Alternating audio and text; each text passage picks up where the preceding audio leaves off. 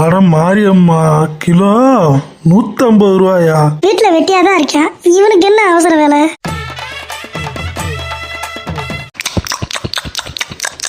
என்னடா மாடு கழுநீர் தண்ணி குடிக்கிற மாதிரி சவுண்ட் கேக்குது? மாடெல்லாம் கழனி தண்ணி குடிக்கல, நான் தான் ஒரு தக்காளி எடுத்து சாப்பிட்டேன். ஏன் ஆத்தே, நான் நகை நட்டு பூராத்தி அடமான வச்சு அரும்பாடு வெட்டி தக்காளி வாங்கி வச்சா இந்த சொங்கி எடுத்து தின்னுக்கிருக்கானே. ஏன் ஆத்தே செத்த வயலே? இங்காரு கிளிங்மா செத்த வய நார பையன்லாம் சொல்லிட்டு இருக்காரு. ஒத்த தக்காளி தின்னா மொத்த சொத்தும் போயிருமா என்ன? ஏண்டா ஏலே சொங்கி, நீ கிட்ட கேட்டுக்கொண்டு சொத்து வேற வேணுமாக்கும்? ஏண்டா ஆந்திராவில் கேள்விப்பட்டியாடா, தக்காளிக்காக ஒரு உயிரே வெட்டி கொண்டுட்டாங்கடா. நீ எல்லாம் வெளியே போய் பார்த்தா தானே 4 செய்தி தெரிஞ்சுக்கிற போற. வீட்டுக்குள்ளே சமையல் கட்டை சுத்திக்கிட்டே இருக்க, பூனை மாதிரி ஏதாச்சும் திங்க கிடைக்குமா அப்படின்னு. என்னது, தக்காளிக்காக ஒருத்தர் செத்து போயிட்டானா? எப்படி கிளிங்மா? அது ஒண்ணும் இல்லடா சொங்கி, தக்காளி விவசாயம் பண்ணிருக்காரு ஒருத்தர். 20 நாள்ல 30 லட்சம் சம்பாதிச்சிருக்காரு. அதை பொறுக்க மாட்டாப்புல கூட இருக்கவங்க வெட்டி கொண்டு விட்டாங்க.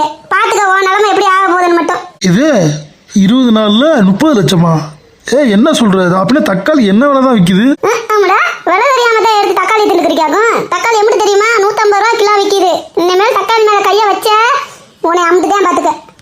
அட மாரியம்மா, கிலோ 150 ரூபாயா?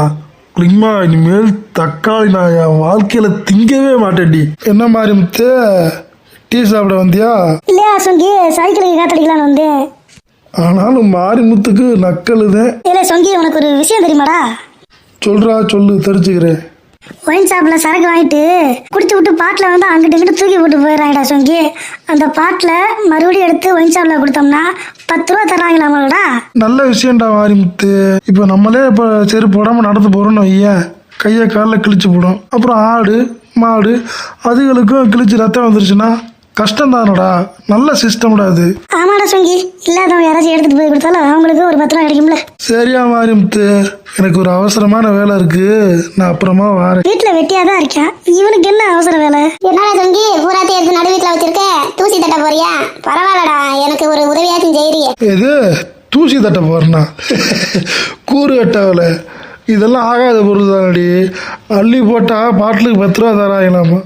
அதான் கொடுத்து விட்டு புதுசா ஒரு பாட்டில் வாங்கிட்டு வரலான் இருக்கேன். எடு விளக்க மாட்டேன் சொங்கி பையலே, உன்னை மாதிரி ஆள் இருக்கனாலதான் குடும்பம் விளங்காம போகுது. ஏன்டா இதெல்லாம் என்னன்னு தெரியாம தானே எடுத்து வச்சிருக்கியா? பிள்ளைய பள்ளிக்கூடத்துக்கு கொண்டு போற வாட்டர் கேனெல்லாம் எடுத்து வச்சிருக்க, கேவலப்பட்டவனே செத்த வயல. அட கடவுளே, 10 20 எண்ணி வச்சதெல்லாம் வாட்டர் கேனா?